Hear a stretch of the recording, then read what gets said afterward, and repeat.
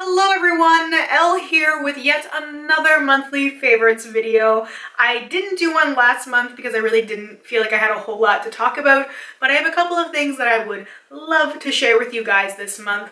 I feel like these sort of videos are just a little fun break from some of the other stuff where I can really just talk about a few of the things that I'm really loving. I also thought I might include a couple of random favorites, so let me know what you guys think about that, because personally I feel like I learn a lot from people who include those little things in their favorites. I'm gonna try it out. Let me know what you think if you want me to continue to do it. Anyway, I'll start with makeup products because those are usually the most fun. So the first things I have here are two face products. So if you happen to watch my makeup baskets, you would have seen me show and talk about these two products from CoverGirl. It is a BB cream and a foundation.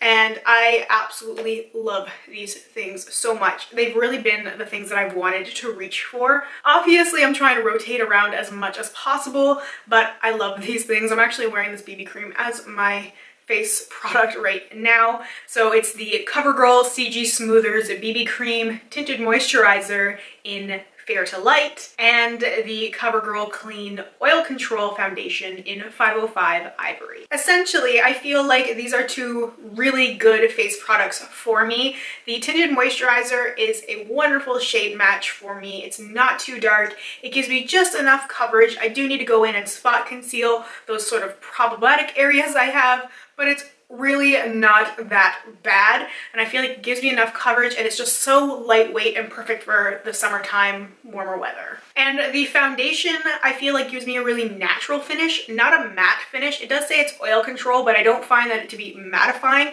It just makes my skin look more even, and I do have combination skin, as I've talked about many times before, but it goes between normal to dry to oily, and this makes my skin just look natural. It doesn't make it look too dry, it doesn't make it look too oily, it just gives me a really natural finish. Plus, it's a perfect shade match for me, or at least very good. So I've really been enjoying those two face products. The next thing I have might also seem a little bit surprising. This is from Wet n Wild, and this is the Photofocus Eyeshadow Primer. So this has all but replaced my Urban Decay eyeshadow primer potion. That's the thing that was my holy grail for a long time. I have not used that in well over a month because I've been using the Wet n Wild, and I haven't even thought about using the Urban Decay.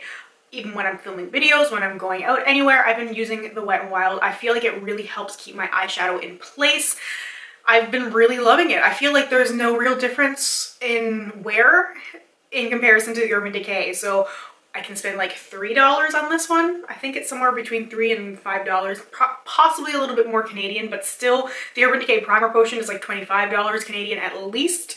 And so that's a huge difference. So if the product performs the same way, why would I buy the more expensive one? So I do kind of want to try them both a little bit more, like together, compare them, but so far I've been loving the Wet n Wild. I've been pleasantly surprised, and I have to credit my Makeup Basket series for introducing me or reintroducing me to these products. I also have to talk about this guy. So speaking of Urban Decay, I have to talk about the Naked Heat palette.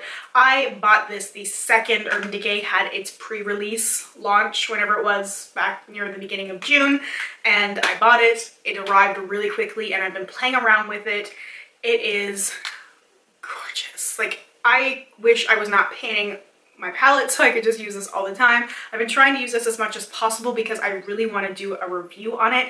I will say that it would be a very ravey review. I really love this palette. It has no glitter or micro glitter. It goes as far as micro shimmer and pearl, which makes me so happy because the glitter and micro glitter finishes from Urban Decay are my least favorite.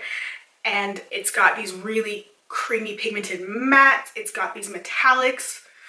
I feel like I have a bit of a unique perspective on Urban Decay eyeshadows where I've panned 3 palettes. So I feel like I can really talk about my experience with the Naked palette, the Vice LTD, as well as the Naked Basics, because those are the 3 palettes that I finished completely from, you know, pan to none.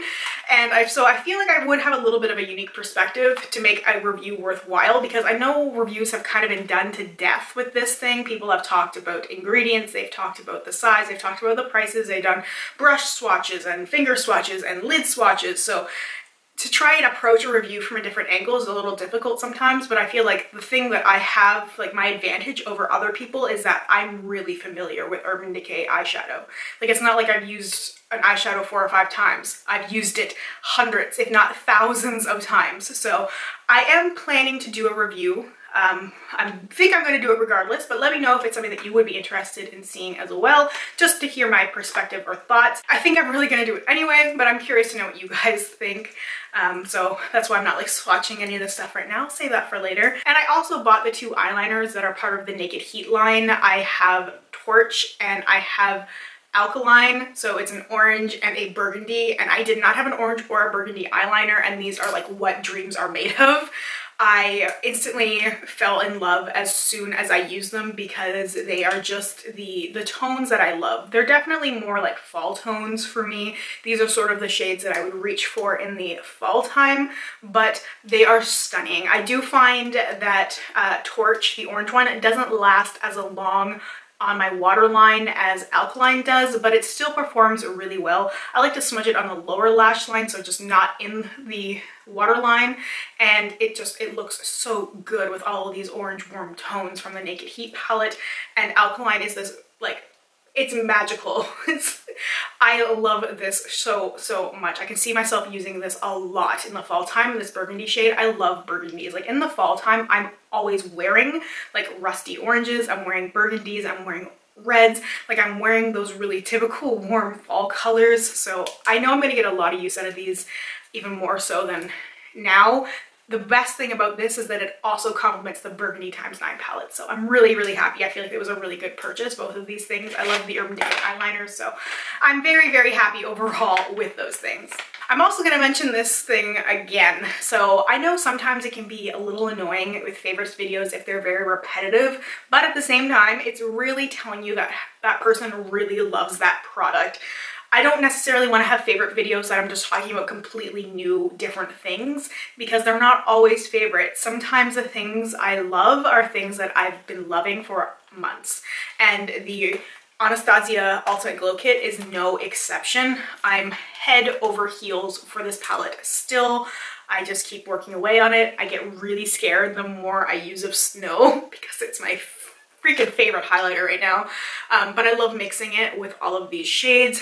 Like, Amber Gold is the most stunning like rose gold highlight. I wish I could pull this off on its own. It just makes it look like I have a streak on my face, so I have to mix it with Snow, but then I get a really pretty sort of rose goldy sheen, but it's not intense because I can blend it out with Snow. So I really enjoy the Anastasia highlighter formula. It's very glittery, it's very metallic, but I love the sheen that I get on my face.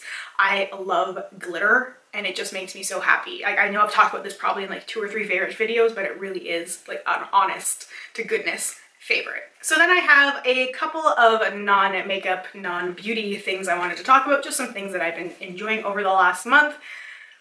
TV shows, 2 of them. Orange is the New Black. So I've been watching since the very first season, and it's so good. I hate that they release it all at one time, but I also love it. So for those of you who don't know, Orange is the New Black is a show on Netflix. How could you not know? I don't know. Maybe you're living under a rock, but it's a show that's a Netflix exclusive show, and it's set in a women's prison, and the characters are phenomenal. The writing is fantastic. I love the direction. I love every aspect of it. I get so invested in the show every summer when it comes back around again. I try and not think about it when it's hiatus time so that I don't just like obsess over it, because it's really one of my all-time favorite shows. I just think it's so well done. And I know there has been a lot of complaints about how it's sort of gone this weird direction, but I still think it's so good to me. I tend to like shows the further along they get, because I feel like it gets a little bit weirder and it gets a little bit more experimental, and I like that. I really enjoy that about a show. Like, I usually find the first season or two a little hard to watch, while some people really love it, but I feel like the character development isn't quite there. And when you get into the later seasons, the characters are well established, you know who they are, and the actors know who they are, and it's just so enjoyable to watch. So no spoilers or anything, but this was a really, really good season. I like how they kept it really focused on one scenario, and I'm really excited for next year, for the next season. The other TV show that I've been really enjoying and sort of obsessed with is Pretty Little Liars, which recently just ended. So I've also been watching that show since the beginning. I think this was 6 seasons, something like that, 6 years, 7 years, something like that. It's been on air for a long time, and it's one of those guilty pleasure shows. So the whole series just ended. No spoilers, like I'm not going to get into that here because I know there's probably some people who have not watched it or who want to watch it, and where the series finale just happened. It was insane. I was sort of expecting it. I'm definitely like a spoiler reader. I'm a theory person.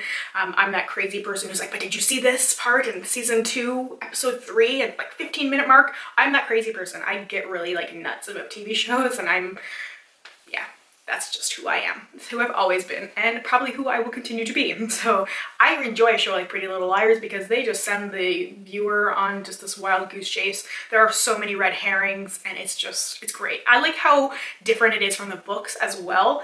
I have the whole series and I've read all of the books, and it's a completely different thing. Like, there's characters that were so important to the TV show that died in like the first couple of books. So it's really interesting to see how they changed things around, and like the different relationships between like the books and the TV show. And I would love a version closer to the books, honestly, because there's a whole bunch of other stuff I could talk about with the books itself, but the TV show is good as its own separate thing. It's just so fun to watch. It's fun to just sit back and enjoy something that's sort of mindless sometimes. So I enjoy stuff like that. And the last thing that I have been loving that I had to share with you guys is the Buckingham McVie album. So Christine McVie and Lindsey Buckingham of Fleetwood Mac came together and recorded an album together. So it was initially supposed to be a Fleetwood Mac album, and it really has a Fleetwood Mac sound. Lord, I don't wanna bring, because you have Mick Fleetwood and John McVie on the drums and the bass. So you have the backing, like the core of Fleetwood Mac. You have Fleetwood and you have Mac in there, and so like there's no escaping it. The reason they're not calling it a Fleetwood Mac album is because Stevie Nicks still insists she's part of the band, and she sort of is, but only when she wants to be. I'm a fan, but I'm sort of annoyed at the same time because I get it. She wants to do her own thing. She's been doing songs for soundtracks. She recently re-recorded Gypsy for the Netflix series Gypsy. It's gonna be like the title track. She's been doing her own thing, like, you know, during her own solo tour. She was touring with the Pretenders, and you know, it's like fantastic. I love it. But if you don't want to be part of Fleetwood Mac anymore, just like quit the band. Just let them go on, because I feel like they wanted to call it a Fleetwood Mac album, but they just decided to go with like Christine McVie, Lindsey Buckingham. So it's sort of disappointing that they went that route and just didn't call it Fleetwood Mac, but whatever. I feel like it's Fleetwood Mac. To me, it's Fleetwood Mac, and it's so good. It feels like it fits in where they left off because, okay, I'm gonna get a little nutty here. Deal with it. In 1987, they recorded and released Tango in the Night, and Lindsey Buckingham left the band. And that was the last studio recording he did with Fleetwood Mac that included Christine. Because Christine did the next album, Behind the Mask, she did Time, and then she left the band. And they reunited for The Dance, sort of the Bill Clinton reunion thing. For those of you who don't know, basically Bill Clinton was responsible for reuniting Fleetwood Mac because his campaign song was Don't Stop, so they got back together to perform it. Anyway, long story short, they did The Dance, which was a live album, not a studio, and then Christine left and she like went back to England, and that's where she was living, and there was like a Fleetwood Mac hiatus, and they did Say You Will. I think it was a really hard time for the band trying to like piece together a new album, and this Buckingham McVie album sounds like it fits like right in that Tango in the Night era. Like it feels like what they would have recorded after that album. That's what it sounds like, and it's got such a good sound to me. Some people are criticizing it for that reason because they're like, why are you going back to that time? But it makes total sense because that was the last time they really worked together. Anyway, I love all of the songs. It's one of the few albums that I can listen to from start to finish. I don't have to skip over songs. Like, it doesn't matter. I will listen to every single song, and that's rare even in the Fleetwood Mac world. Sometimes I'm not in the mood for a certain song. So this album is just really good for me. I do miss Stevie on some of the songs. Like, there's some of the songs I'm listening to where I'm like, oh man, I can just picture and hear her backing vocals and like the way that their voices all sound together. Like, it's definitely missing. So it makes me sad as a fan of Fleetwood Mac and Stevie Nicks, obviously. There's no denying that. I'm obsessed. I'm very happy with this album though. It's new Christine material. There hasn't been new Christine material in a very long time. And to hear Christine and Lindsay and John and Mick together and have that Fleetwood Mac sound, it's been like the highlight so far of my summer. Like, I just feel like that's the album I'm going to be listening to on repeat. Anyway, I know I'm very obsessive, but I had to talk about that because it's really been like the most exciting thing. I was really excited for that album for a very long time. All right, so that is everything for my June favorites. I hope you guys enjoyed this, learned a little bit about me, maybe some things you didn't know, maybe some things you already did. But anyway, let me know what you guys were loving for the month of June or just loving right now. I would really love to hear from you. Thank you so much for spending some time with me today. I really appreciate it, and I hope I will see you in my next video. Well, bye for now.